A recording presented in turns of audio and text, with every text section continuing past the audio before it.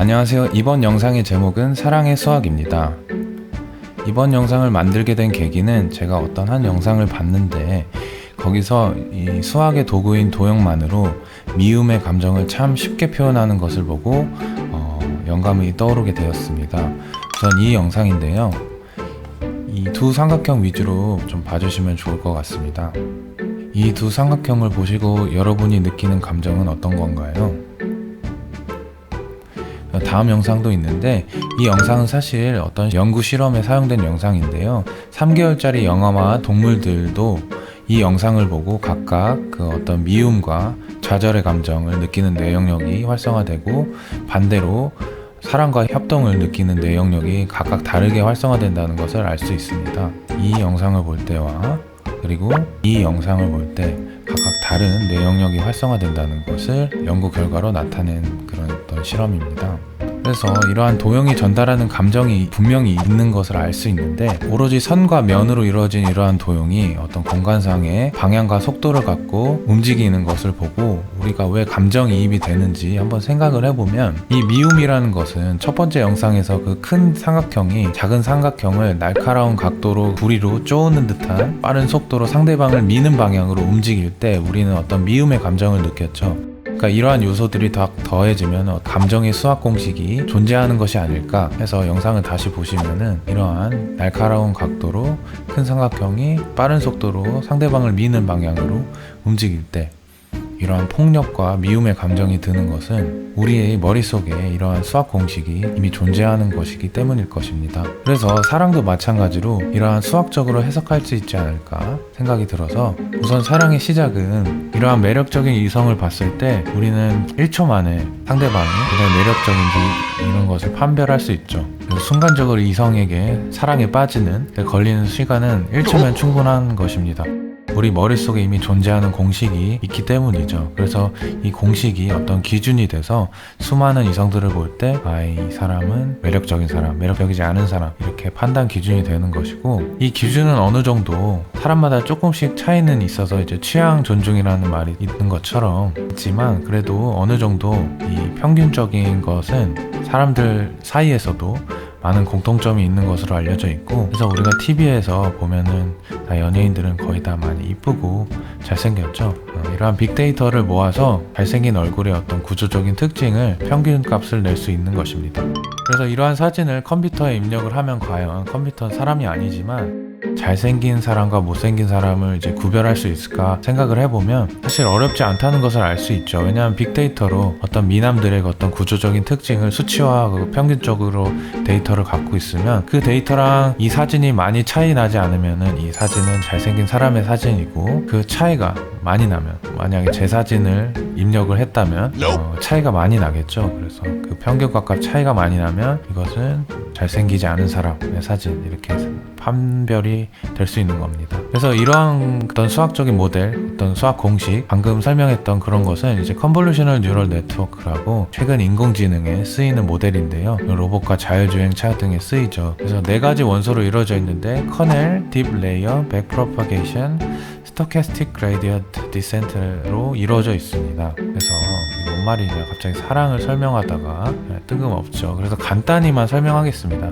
일단 사진을 컴퓨터에 입력하기 위해서는 픽셀 단위로 이렇게 잘게 쪼개져서 그 각 픽셀마다 수학적인 값을 매겨야 합니다. 왜냐하면 느낌적으로 이제 컴퓨터는 계산하지 않고 모든 것을 수학으로 계산을 하기 때문에 그래서 픽셀값 배경은 그냥 0이고 그 다음에 선이 있는 것은 1이고 중간값 약간 희미한 것은 0과 1 사이의 어떤 값을 갖는 것을 알 수 있죠. 여기 보면 0.1 이렇게 써있죠. 0.9 그리고 1 이러한 픽셀 값들을 입력을 했을 때 그것이 우리가 원하는 정답과 얼마나 차이가 나느냐를 통해서 만약에 컴퓨터에 입력되어 있는 3의 어떤 수학적인 모델과 이 픽셀에 입력된 지금 이것은 3으로 우리에게 보이지만 사실 3 중에서도 이제 어떤 한 사진에 불과하죠. 그래서 이것이 수학적으로 많이 차이가 나는지 차이가 많이 나지 않으면 그것은 정답이 3인 거고요. 차이가 많이 나면 다른 정답을 내겠죠. 그래서 잘생긴 사진을 넣는 것과 이러한 픽셀의 어떤 수를 우리가 그리고 그 다음에 그것의 정답을 찾게 하는 것은 어떻게 보면 똑같은 원리입니다.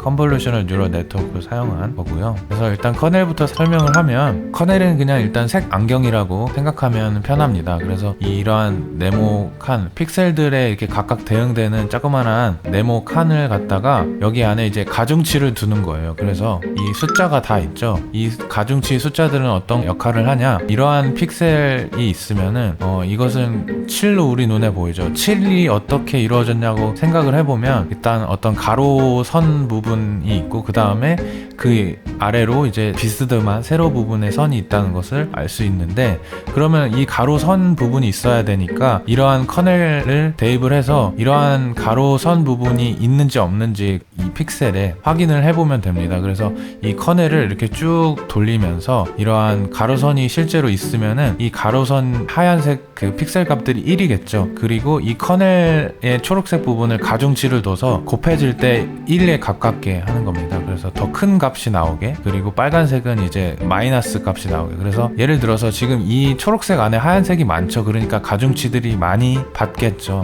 그래서 높은 값이 나올 거고, 그러면 이 전체 사진은 이 가로 성분의 어떤 선인 성분이 많은 픽셀이 되겠죠. 그래서 영상으로 보시면 이러한 커넬을 이렇게 쭉 돌리면서 이 전체 사진에 이러한 성분이 얼마나 있는지 이렇게 일일이 확인을 다 하는 겁니다. 그리고 이거는 세로 성분이 얼마나 있는지 쭉 돌리면서 이렇게 일치하는 구간이 만약에 있다면, 즉 이 초록색 안에 우리가 찾고자 하는 그 성분이 많이 들어가 있다면 가중치들을 받는 점 픽셀들이 많겠죠. 그러니까 결국 값이 높게 나오겠죠. 합산이. 또 영상을 보시면 마리오가 있으면 우리가 찾고자 하는 어떤 성분이 얼마나 있는지 커넬을 이렇게 쭉 돌리면서 그 안에 있는 성분이 많이 있다면, 실제로 우리가 찾고자 하는 가중치의 성분이 많이 들어있다면 서로 곱해져 가지고 높은 값이 나오게끔 하는 게 이제 이 커넬이고요. 딥 레이어는 이 커넬을 통해서 우리가 찾고자 하는 성분을 처음부터 이제 다 찾는 것이 아니라 이렇게 조금씩 성분을 찾고 그 다음에 더 큰 구조를 찾고 결국에는 정답을 찾아가는 이러한 과정인데, 그림으로 보시면 일단 픽셀 값들을 다 입력을 한 다음에 그 다음 단계에서 이제 조그마한 성분들, 이러한 선 성분, 이러한 선 성분,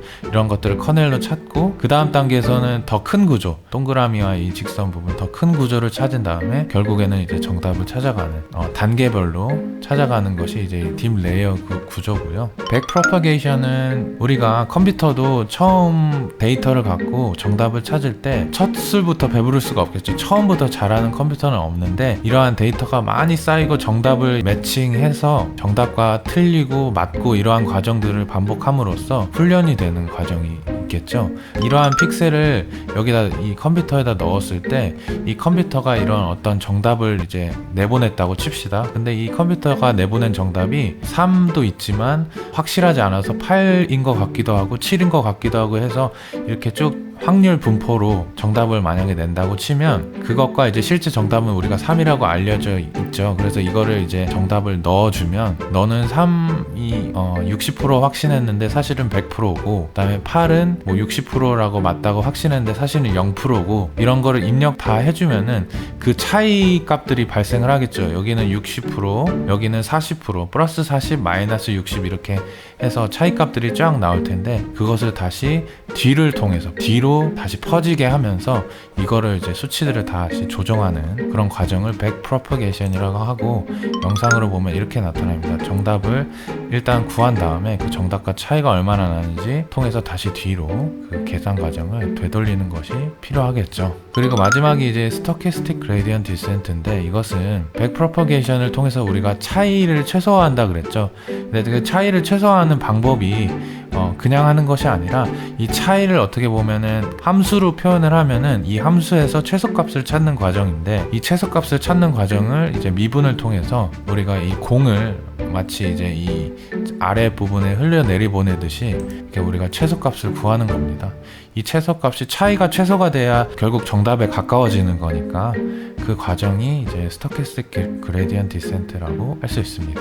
그래서 이번 주제는 사랑이 주제지 인공지능이 아니기 때문에 다음 시간에 인공지능에 대해서 더욱 자세히 설명하도록 하고, 결국 사랑의 시작은 어떤 매력적인 이성이라는 그런 어떤 나의 기준의 머릿속의 이상형과 차이가 적게 나는 사람을 봤을 때 우리가 사랑에 빠진다. 그리고 일단 사랑을 시작하면 빠질 수 없는 게 바로 이 밀당이죠. 그래서 제가 개인적으로 좋아하고 존경하는 이 3blue 1brown 유튜버는 남녀 사이의 밀당을 원인이 선정적인 거라고 보고 수학적인 공식을 만들어서 접근을 했어요. 그래서 이게 이제 남자하고 여자의 어떤 사랑의 척도면, 남자는 여자가 자기를 많이 좋아할 때, 즉 사랑의 값이 클 때 그거에 맞춰서 사랑이 커지고, 만약에 여자의 사랑이 적으면 남자의 사랑도 줄어들고, 이런 그 비례하는 관계가 있고, 여자의 어떤 사랑은 남자가 자기를 너무 좋아하면 오히려 조금 매력이 좀 떨어져서 사랑이 줄어들고, 남자가 자신에 대한 사랑이 적으면은 오히려 매력을 더 느낀다는 거죠. 이 영상을 보면은 이러한 그 남자의 호감도 변화를 그 여자가 자신을 많이 좋아할 때,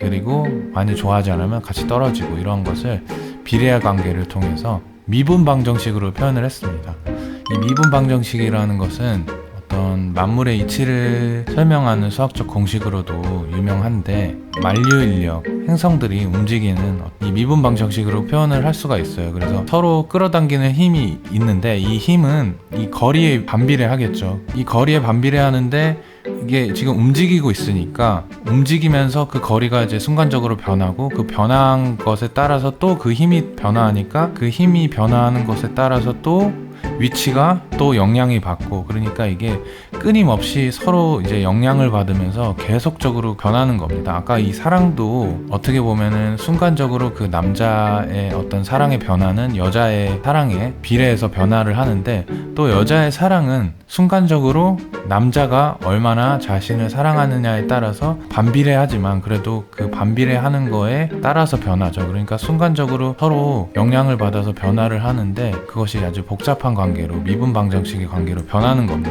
결국에 사랑의 시작과 사랑의 중간 단계의 밀당까지 수학적으로 좀 봤고, 사랑의 끝은 결국에는 이제 이별을 설명을 해야 되는데, 실제로 이제 아래 그래프는 이 기억을 담당하는 해마 부위에서 일어나는 어떤 입력값과 출력값의 어떤 그래프이고요. 이별과 관련된 어떤 회로는 이별을 하게 되면 그 사람이 계속 생각이 나고 그립고, 우리가 뭐 어디를 가든 그 사람이 계속 생각이 나죠. 그래서 길거리에서 들리는 슬픈 노래 소리에도 그 사람이 떠오르고, 같이 갔던 거리를 보면서도 떠오르고, 어떤 영화를 보면서 밥을 먹으면서도 그 사람이 계속 떠오르는 그러한 과정이 있는데, 이러한 것을 이제 이 그래프를 좀 생각을 해보면 ABC 중 어떤 것이 이제 입력값과 출력값을 봤을 때 어떤 것에 해당이 될지 한번 여러분도 생각을 해보시면 될 것 같습니다. 이거는 답을 마지막에 알려드릴게요. 객관적으로 봤을 때, 남이 봤을 때는 그것을 이제 공유를 못하죠. 공감을 못하는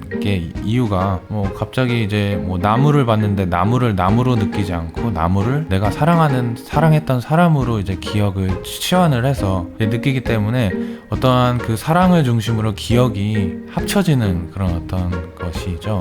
굳이 이성적인 사랑이 아니었더라도 이제 예전에 사랑했던 할아버지나 할머니 기억 등도 이러한 비슷한 과정으로 이루어진다는 것을 알 수 있어요. 그래서 객관적으로 봤을 때는 이제 별개의 어떤 사건이고 한데, 기억이 왜곡되는 겁니다. 그 사람의 기억으로 점점 더 채워져 가는 거죠. 기억이 커진다고 표현을 할 수도 있을 것 같습니다.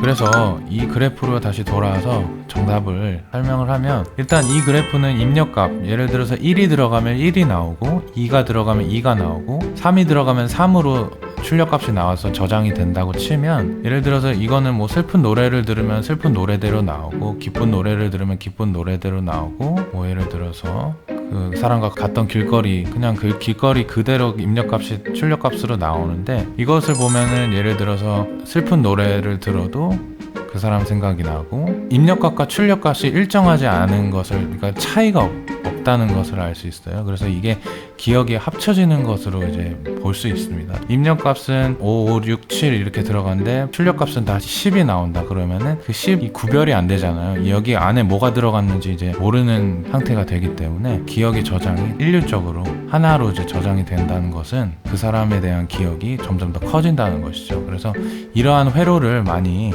반복적으로 지날 때 기억이 어떻게 보면은 합쳐진다. 그 시의 회로를 지날 때는 객관적으로 따로따로 저장이 된다. 여러분 알 수 있습니다. 마지막으로 사랑의 완성인데요.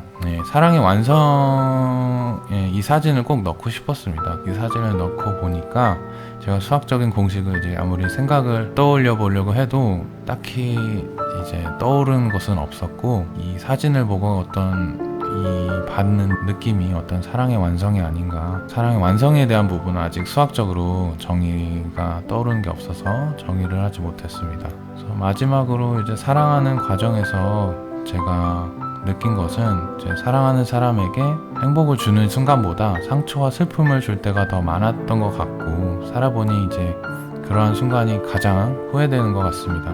내가 이제 슬프고 상처 입은 것은 내 힘과 내 의지에 따라서 어느 정도 마음껏 극복할 수 있지만, 상대방에게 준 상처는 그렇지 않거든요. 그래서 상대방에게 준 상처는 뭐 이별을 하고 나거나 이제 헤어지고 나거나 했을 때 그 사람을 회복을 시켜줄 수가 없기 때문에 계속 생각이 나고 괴롭더라고요. 그리고 자존감이 낮은 상대에게 내 자존심을 이제 챙기려고, 내가 상처 안 입으려고 그 사람을 상처를 주는 것보다는 이제 먼저 다가가고 사랑을 먼저 베풀고 하는 게 좋은 것 같더라고요.